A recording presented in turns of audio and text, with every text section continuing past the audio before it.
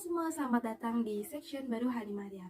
Kali ini aku mau ngebuat section tentang kita tuh mau berbincang-bincang tentang pelajaran. Jadi pelajaran yang akan kita bahas nih hari ini adalah tentang sejarah peminatan. Jadi seperti yang kita udah tahu, dulu Indonesia pernah dibawa kuasanya Belanda dan juga Jepang. Yang mana kalau misalnya kita bisa hitung-hitung, itu sekitar 3,5 abad kalau nggak salah ya. Dan itu pasti nggak enak banget karena kita tuh disuruh kerja paksa, tanam paksa, tanpa upah, bahkan kita juga disiksa gitu loh. Dan itu gak enak banget kan, kayak kita ngerasa diri kita aja kita nggak merdeka, itu menyakitkan. Apalagi kita ngeliat orang yang kita suka, kita sayang, itu ngelakuin hal itu juga, itu makin kayak menyiksa banget, bener gak sih? Nah, jadi pada section kali ini aku mau ngebahas tentang makna proklamasi, terus abis itu ada apa ya? Ada pentingnya pengakuan, dan juga unsur pembentuk dari negara. Nah, kita mulai dulu dari makna proklamasi. Seperti yang kita udah tahu, kalau proklamasi itu diucapkan pada 17 Agustus benar 1945.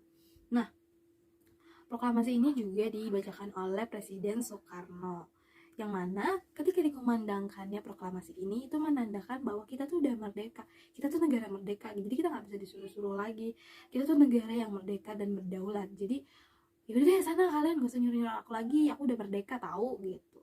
Terus tapi walaupun kita udah mengumandangkan proklamasi, kita juga nggak bisa tuh langsung kayak merdeka jaya kayak gitu-gitu. Tentunya kita pasti butuh pengakuan orang-orang lain, kita butuh pengakuan negara-negara lain. Nah, kenapa sih pengakuan seseorang ini penting banget? Kenapa pengakuan dari negara lain penting? Karena salah satu syarat berdirinya sebuah negara itu adalah diakuin gitu. Kalau misalnya kita maunya merdeka tapi orang lain gak mengakui kita merdeka, itu sama aja kita belum merdeka gitu. Makanya itu penting banget untuk mendapatkan pengakuan dari negara-negara lain. Nah, untuk itu orang lain harus kayak mengakui kalau kita tuh udah terbebas dan kita tuh punya tujuan hidup yang jelas loh. Kita nggak cuma mau merdeka aja, kita nggak cuma berdiri aja negaranya, tapi kita juga punya sesuatu yang untuk kita sebagai alasan kenapa sih kita merdeka, seperti itu. Kita punya visi misinya.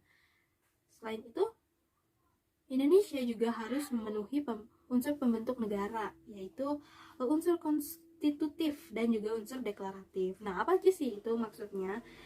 Jadi maksudnya itu adalah suatu daerah harus memiliki wilayah. Pertama kita harus memiliki daerah. Kedua, kita harus memiliki rakyat atau orang-orang di dalamnya.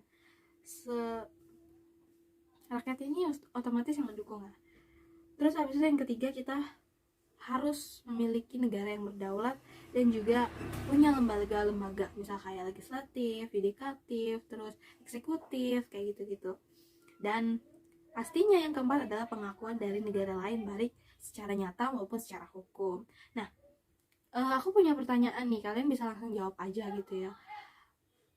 Negara pertama yang mengakui kemerdekaan Indonesia itu siapa ya?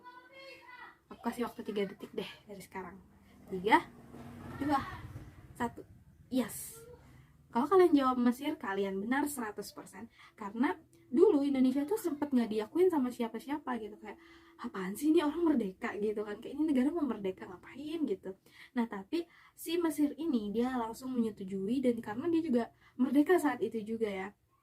Jadi ada 4 negara yang mengakui Indonesia itu udah merdeka gitu. Dan biasanya ini adalah negara-negara Arab. Kayak misalnya tadi Mesir, dia tuh ngakuin pada tanggal 22 Maret 1946.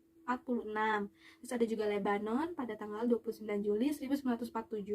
Terus ada juga Arab Saudi pada 24 November 1947, dan juga Yaman pada 3 Mei 1948. Jadi jaraknya dekat-dekat lah ya dari 1945. Jadi ketika bangsa Belanda mau menguasai Indonesia lagi, mereka udah nggak bisa tuh, karena negara kita tuh udah ada yang ngakuin gitu. Jadinya kita semakin memperkuat dengan kita membuat undang-undang dasar, kita membuat dasar negara kita, yaitu Pancasila, ideologi kita kayak, dan lain sebagainya. Nah, itu aja. Nah, itu aja nih yang mau dibahas kali ini. Jadi semoga ilmunya nyampe, semoga bermanfaat juga buat kita semua, dan sampai jumpa di section selanjutnya.